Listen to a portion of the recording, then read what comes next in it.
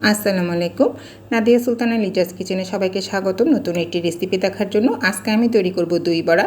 তার জন্য এখানে আমি বিউলির ডাল বা মাসকলাইয়ের ডাল, যেটাকে আমরা চিনে থাকি, সেটি নিয়ে নিয়েছি 250 গ্রাম। সারা রাত এটিকে ভিজিয়ে রেখেছি।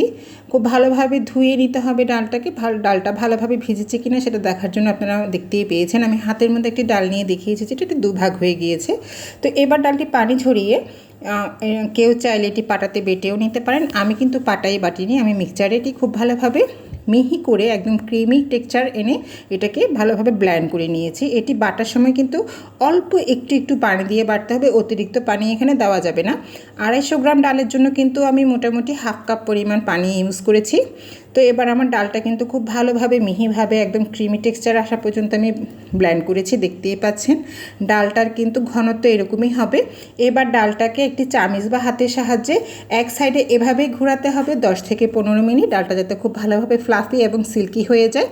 এতে হবে কি এটি ফুলে উঠবে এবং খুব ভালোভাবে এটি হয়েছে কি না বোঝার জন্য আপনারা একটি পানির মধ্যে এক চামচ ডাল ফেলে দিয়ে দেখবেন যে ডালটা ভেসে উঠেছে কিনা। যদি দেখেন যে আপনার ডালটা ভেসে উঠেছে তাহলে বুঝে নেবেন আপনার ডালটা খুব ভালোভাবে ফ্লাফি হয়ে গিয়েছে।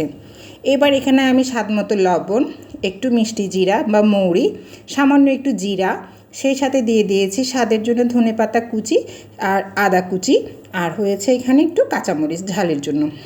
এটি কিন্তু একটি খুবই মজাদার মুখরোচক খাবার। এটি কিন্তু আমরা রমজানের সময় খুবই খেয়ে থাকি, দই বড়াটা। তো এখানে আমি খুব ভালোভাবে মেখে নিচ্ছি সবগুলো জিনিসকে। আর এদিকে আমি চুলোর জালটা একদম মৃদু আঁচে দিয়ে তেলটা বসিয়ে দিয়েছি। তেলটা কিন্তু গরম হতে পারবে না বেশি, সেই অবস্থায় কিন্তু আমার ডালগুলোকে অল্প অল্প করে ছোট ছোট বল আকারে এখানে ছাড়তে হবে। কেউ কিন্তু চাইলে হাত দিয়েও দিতে পারেন, আমি এখানে প্রথমত চামচ দিয়ে দিয়েছি। আর আপনারা চেষ্টা করবেন অল্প অল্প করে দেওয়ার জন্য, চুলোর জাল কিন্তু বাড়ানো যাবে না। একদম মৃদু তাপে ধীরে ধীরে ডালগুলো ভাজা হতে থাকবে। 10 থেকে 15 মিনিট সময় নিয়ে উল্টে পাল্টে ডালগুলোকে ভেজে নেবেন। আপনারা দেখতে পাচ্ছেন আমি কিন্তু খুব অল্প অল্প করে দিচ্ছি। আর একটি কথা, ডালগুলোকে কিন্তু প্রথমেই নাড়াচাড়া করা যাবে না।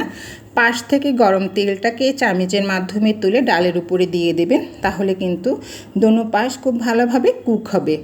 এটি এই জন্যই করা, যদি আপনি নাড়াচাড়া করতে থাকেন তাহলে জিনিসটা নষ্ট হয়ে যেতে পারে। এই বড়াটা যখন ধীরে ধীরে হয়ে যাবে তখন একটা পাশ গোল্ডেন হওয়ার পরে কিন্তু অপর পাশ উল্টে দিতে হবে। আর এগুলো হয়ে যাওয়ার পরেই কিন্তু আপনাকে কিন্তু ধৈর্য ধরে করতে হবে। হয়ে যাওয়ার পরে এগুলোকে আমরা পাত্রে তুলে নেব।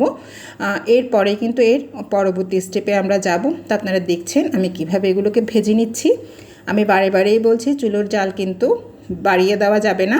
বাড়িয়ে দিলে কিন্তু ডালটা উপরে হয়ে যাবে, ভেতরে কাঁচা থেকে যাবে। আপনারা দেখছেন আমি চামচের মাধ্যমে গরম তেলটা আস্তে আস্তে একটু করে ডালের উপরে ছড়িয়ে ছিটিয়ে দিচ্ছি, যাতে আমার উপরের পাশ এবং নিচের পাশ সমানভাবে ফুলে ওঠে। তো এটা ধীরে ধীরে হতে কিন্তু তার 10 থেকে 15 মিনিট সময় লাগে। আপনারা চাইলে এরকম ভেজেও গরম গরম খেতে পারেন। আর সবচেয়ে মজা এটি দইতে ভিজিয়ে খেতে।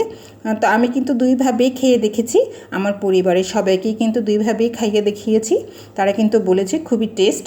ডাল আপনার দইয়ের মধ্যে ডুবিয়ে খেতেও মজা, আর এমনিতেও কিন্তু বড়াটা খুবই টেস্টি হয়। তো মুখের স্বাদ বাড়ানোর জন্য আপনারা চাইলে এখানে অন্য কোনো কিছুও দিতে পারেন, যে যার অনুযায়ী।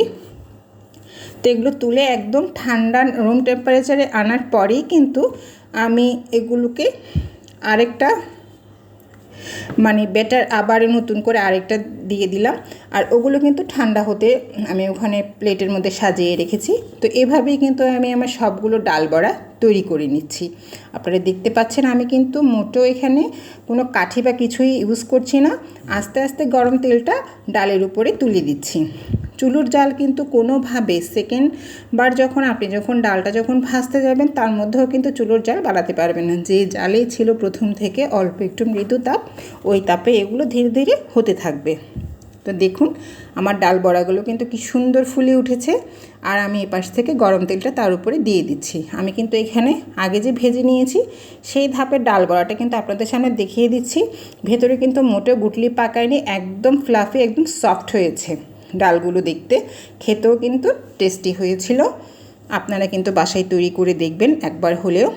এই যে দেখুন আমার দ্বিতীয় ধাপের ডাল বড়াগুলোও কিন্তু ফুলে উঠেছে তেলের উপরে। তো এবার আমি এগুলোকে উল্টে দিচ্ছি ধীরে ধীরে। এটি কিন্তু খুব ধৈর্য নিয়ে করতে হবে, অধৈর্য হয়ে গেলেও কিন্তু হবে না। ডাল বড়া করতে কিন্তু একটু সময়ের প্রয়োজন।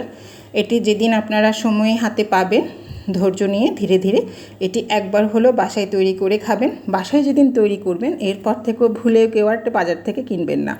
এবার আমি এদিকে ঠান্ডা পানির মধ্যে 2 চামচ লবণ এবং 2 চামচ চিনি ভালোভাবে গুলিয়ে নিয়েছি। একদম ঠান্ডা পানি হতে হবে, ফ্রিজ থেকে বের করা ঠান্ডা পানি। এর মধ্যে রুম টেম্পারেচারে আনা ডাল বড়াগুলো ভিজিয়ে দিয়েছি।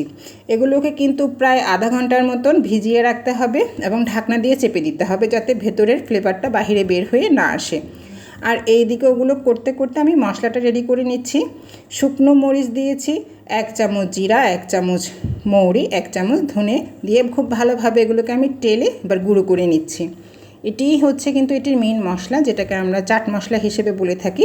আর এদিকে কিন্তু আমি মশলা করা হয়ে যাওয়ার পরে কিন্তু এদিকে ব্লেন্ডারে 1 টুকরো আদা, ধনে পাতা 1 মুঠা, সেই সাথে কাঁচামরিচ ঝাল অনুযায়ী লবণ দিয়ে ভালোভাবে পেস্ট করে নিচ্ছি।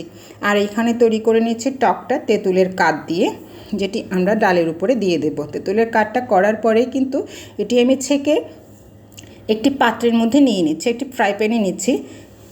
এটির মধ্যে কিন্তু এবার কিন্তু আমরা মিষ্টি, কেউ চাইলে চিনিও দিতে পারেন, আমি কিন্তু গুড় দিয়ে করেছি। ওটা ভালোভাবে সেদ্ধ হওয়ার পরেই কিন্তু এদিকে আমি দইটা রেডি করে নিচ্ছি। আর ঠিক আধা ঘন্টা পরেই কিন্তু আমি ডাল বড়াগুলোকে সেই চিনি লবণের পানি থেকে তুলে পানিটা চেপে ফেলে দিয়ে আমি এবার একটি পাত্রে সাজিয়ে নিচ্ছি। আমি যে আগে থেকে শুকনো যে একটা মশলা রেডি করেছি সেটিকে আমি এখন এই দইয়ের মধ্যে ডাল বড়াগুলোকে ভিজিয়ে দেব। আমি এখানে অল্প দইয়ে ভিজিয়েছি, আপনারা চেষ্টা করবেন কমপক্ষে 500 গ্রাম টক দইয়ের মধ্যে এই জিনিসটা ডুবিয়ে রাখতে। কমপক্ষে 2 থেকে 3 ঘন্টা ডুবিয়ে রাখলে খুব ভালোভাবে এগুলো দইটাকে শুষে নেবে দই বড়াগুলো। তো আপনার এই দই বড়াটাকে এবার আরও টেস্ট বাড়ানোর জন্য আমি এবার ফ্রিজে রেখে দিচ্ছি প্রায় 1 থেকে 2 ঘন্টা। আর এদিকে আমি যে একটা টক তৈরি করছি সেটি দেখাচ্ছি। এখানে কিন্তু একটু মরিচের গুঁড়াও দিয়েছি একটু ঝাল হওয়ার জন্য। তো দেখুন আমার টকটা একদম ঘন ঘনই হবে। এই টকটাই কিন্তু আপনার দই বড়ার উপরে পড়বে। আর টকের মধ্যে কিন্তু টেস্টটা বাড়ার জন্য ভাজা মশলাটাও আমি দিয়ে দিলাম, যেটা আমি আগে গুঁড়ো করে রেখেছিলাম, আপনারা দেখেছেন ব্লেন্ডারে। ঠিক 2 ঘন্টা পরে কিন্তু আমি দই বড়াগুলোকে ফ্রিজ থেকে বের করে সেই সবুজ যে চাটনিটা করেছিলাম সেটি ঢেলে দিয়ে দিলাম উপর থেকে। এবার উপর দিয়ে আমি যে তেঁতুলের টকটা তৈরি করেছি সেই তেঁতুলের টকটা এবার আমি দিয়ে দিলাম। তো তৈরি হয়ে গেল আমার দই বড়া। এটি আপনারা তৈরি করে পরিবারের সবাইকে নিয়ে খাবেন আশা করছি। আমার এই রেসিপিটি যদি আপনাদের ভালো লেগে থাকে তাহলে আমার চ্যানেলে গিয়ে একটু সাবস্ক্রাইব করে দেবেন। দেখার জন্য ধন্যবাদ সবাইকে।